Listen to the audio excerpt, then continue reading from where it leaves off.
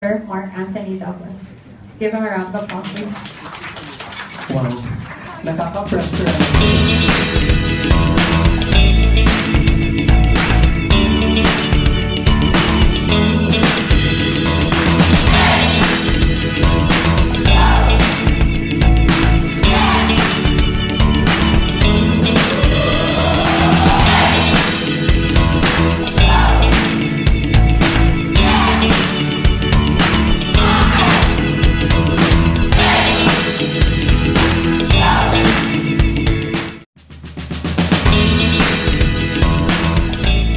Now let's talk about the speaking examination part 1. IELTS speaking part 1 is the warm-up round. So this is just to get you warmed up, just to prepare you for the more difficult hurdle in the speaking examination. It talks about yourself, your hometown, your family, your job if you're working, your studies if you're going to school, your interests, your dislikes, and many other familiar topics. So you surely can answer questions regarding this. So let's say you'd be asked to tell me about your hometown, or sometimes you'd be asked, what is your favorite color? How many are you in the family? How many siblings do you have? Do you work or are you a student? What do you like most about your job? Are there any subjects in school that you find difficult? What do you think? What do you think about your library? So all about that. Very easy. So it only requires answers of around 2 to 3 sentences. You just have to give a short explanation. So in part 1, it's mainly to test your everyday vocabulary and basic grammar. So you just have to give one direct answer and 2 supporting sentences or 2 supporting information. So let's say if you're asked, do you work or are you a student? And you just answer, yes, I do work as a nurse. I work in a hospital that's near our place. I am assigned in the recovery room. Yes, it is an answer, but it may not be an answer that will merit a 7 in the IELTS examination. So you have to make sure it shouldn't be very direct. It should be expounded in at least 2 to 3 sentences. So you can say, yes, I do work as a registered nurse. In fact, I have been working for 5 years now in a tertiary hospital here in Cebu. Specifically, my area of assignment is in the emergency room, which apparently handles emergency cases. So that's enough, and that's it. You don't have to over elaborate and to talk further about it, because the examiner would ask you questions relating to that topic if the examiner would want to elicit further from you. All right? So you also need to make use of good connectors like in fact, specifically. So you have to have a good resource of those words.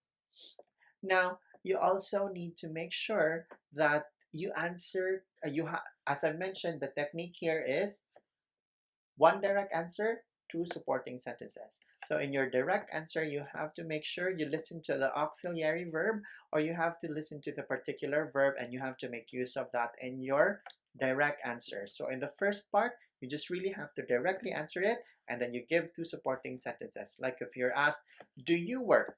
You don't just say, yes, I've been working for 5 years. You have to include the particular verb used in the question. So if I say, do you work? You have to say, yes, I do work.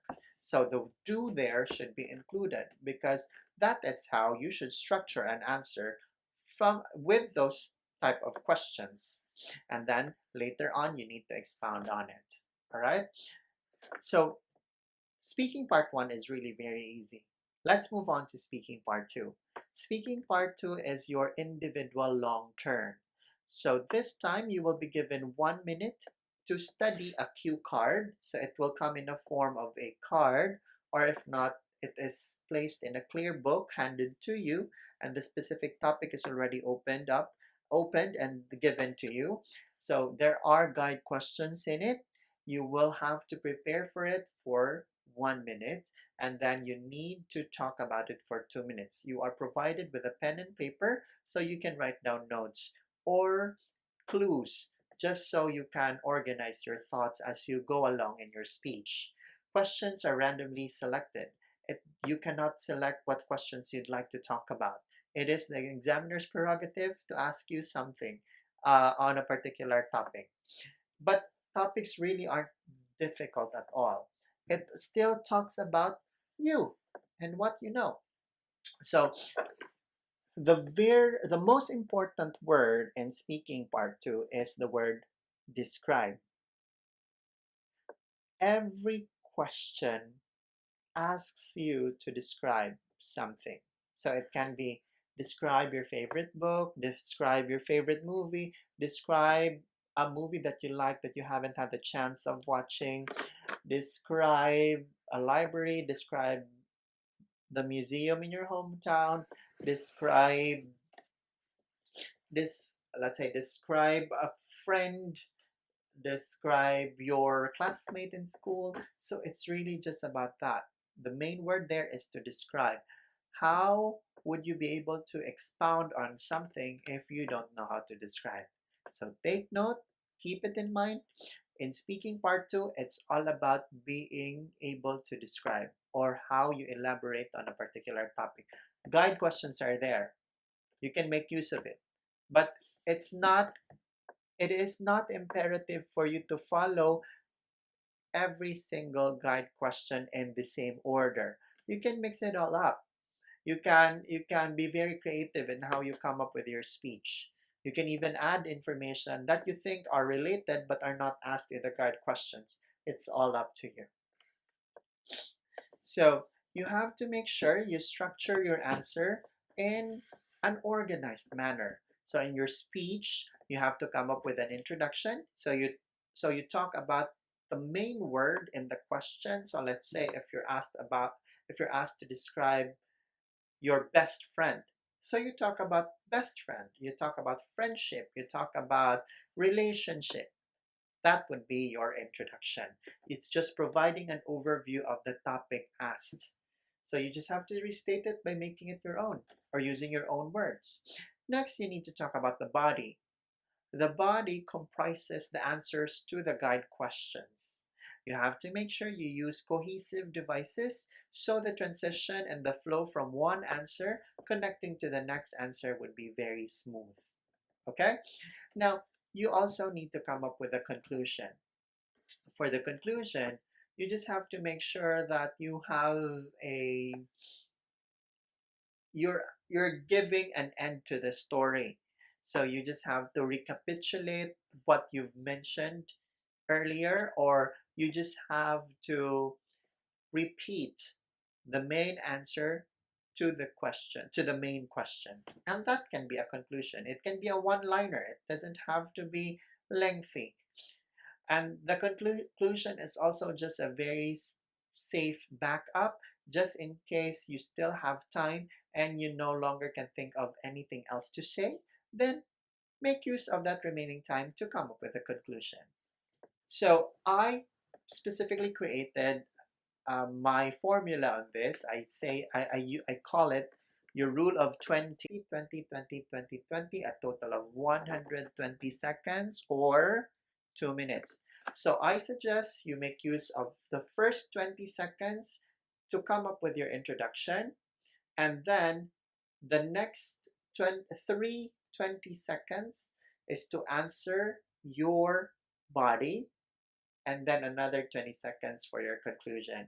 Now, it doesn't have to be strictly 20 seconds. It's just a suggestion, So you can just make, let's say, 10 seconds for your intro, 10 seconds for your conclusion, and the rest of the other remaining 10 seconds can be distributed in the answers in your body. So it's always the body that gives the form of your answer. So make sure you already have that programmed in mind, that you only have to talk about a particular topic for around 20 seconds. You don't have to overdo it because it might impact on your answers to the other parts or the other questions. Make it short but concise. Just 20 seconds.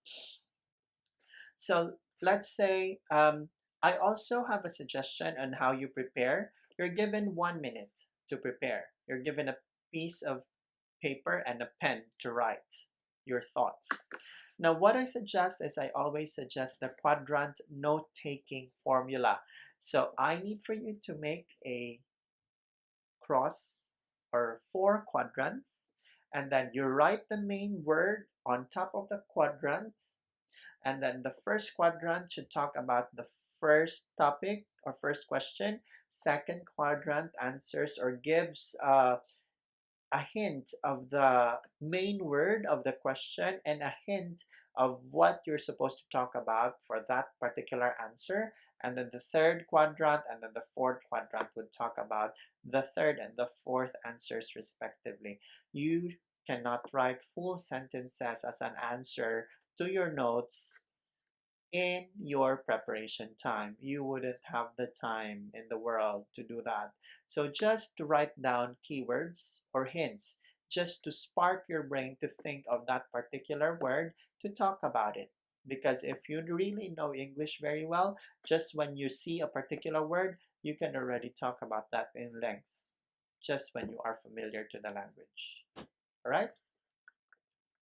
Let's talk about speaking part 3. Speaking part 3, as I mentioned, is your make or break round. Why?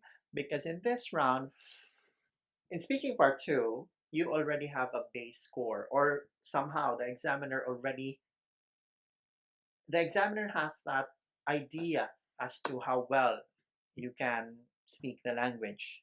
In speaking part 3, it's the make or break round, all because this is more of your opinion on certain matters, and it's how well you balance or you argue specific topics.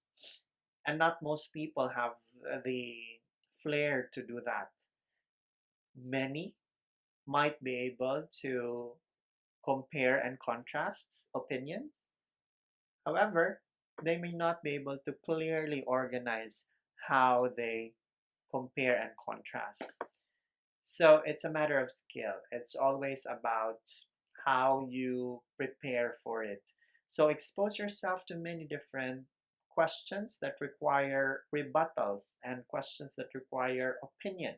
So you can easily answer questions in part 3. And take note, speaking part 3 questions may or may not be related to speaking part 2 question.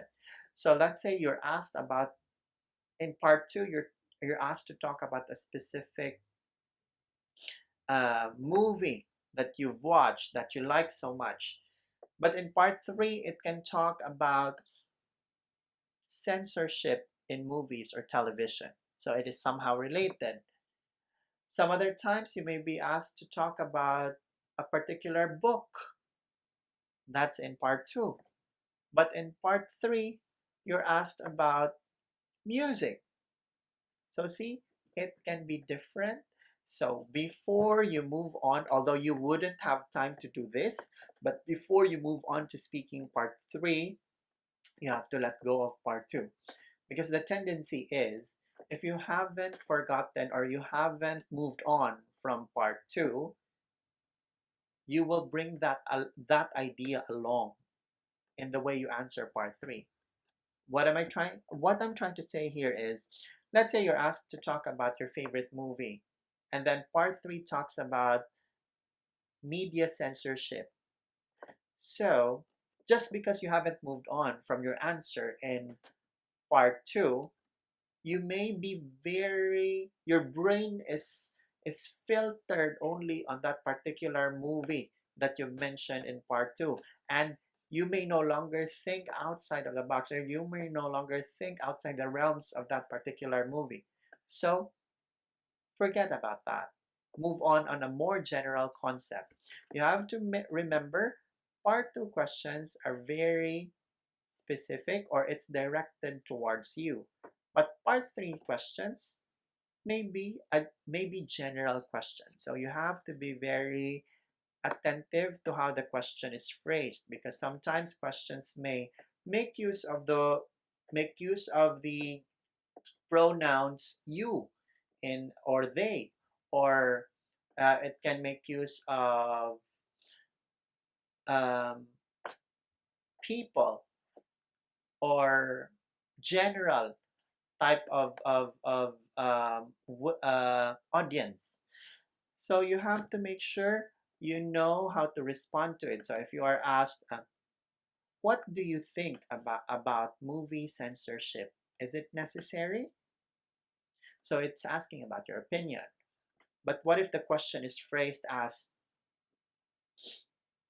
many people think that movie censorship is imperative, but others think that there should be freedom on what you choose to watch. So you have to be very careful. So you have to listen to the questions attentively. Now, questions in part 3 may ask you to elaborate. It may ask you to talk about differences or similarities. It may ask you to talk about the pros and the cons, positive or negative, the benefits, or it may ask you to discuss or to enumerate or to differentiate. So it's all about how you how you express your ideas on certain topics. It shouldn't be limited on the definition or your understanding of the topic. It should talk about your opinion and how you counter the opinion of other people. So it really depends on the question. But just a tip, you have to make sure you weigh up both sides of the question and give examples to support this. You shouldn't choose a side just because that is what most people would choose. Do not just conform to the ordinary. How would you stand out in a sea of 100 examinees? You should have very good ideas to support your stand. And a stand that is really not the usual may be a stand that would stand out. So you have to give your opinion and then you develop your ideas by offering examples of what you truly mean. So always give an opinion. Make sure to come up with supporting sentences. And in your supporting sentences, it's about how you expound, how you elaborate, how you give examples. Different types of questions in speaking part 3 may be argument questions. It can be a counter argument question. It can be giving examples or an explanation. So let's say you're asked to choose. What do you think about graffiti? Is it a form of art or vandalism? So you don't really just say, it really depends on the person. That's a very lame answer. You have to come up with a choice and then you stand firm to it and make sure you support it. Because in the speaking examination, there's no right or wrong answer. It's always opinion based. It depends on what you think is your opinion on the matter. So if you think it's vandalism, you just have to make sure you know how to support why you think it's vandalism. If you think it's art, then there's no harm to it. There's no problem to that. Just make sure you know how to support it. It's not about your answer, it's about how well you expound the idea. Sample questions to speaking part 3 may include, should the state provide cheap housing for low-income earners? So it's an opinion question. Should the state provide cheap housing for low-income earners? It's a very general question. It doesn't say, should the government of the Philippines provide the people in your country cheap housing? So you have to make sure you articulate and you formulate your sentences in a way that's very general and not just specific to your country.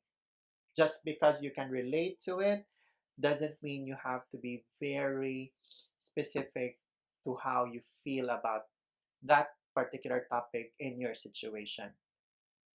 You can do that in your example, but not in the way you address the question and in the giving of your opinion.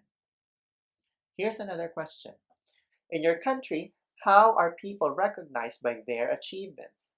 This one, on the other hand, is very specific that you should talk about your country. So you can be very personal about it. You can personal in a sense that you can come up with thoughts and ideas from the experiences you have seen in your country. Sample question is, what are the advantages and disadvantages of living in the city? So you have to make sure, since the question is, what are? So you have to give advantages and disadvantages. You cannot just be very biased by giving advantages just because you've been living in the city for quite a time and you've liked it so much that you only talk about the advantages to it. You should also be talking about the disadvantages. In a separate video, I will be giving sample answers to questions. That's it for now. Thank you so much for watching.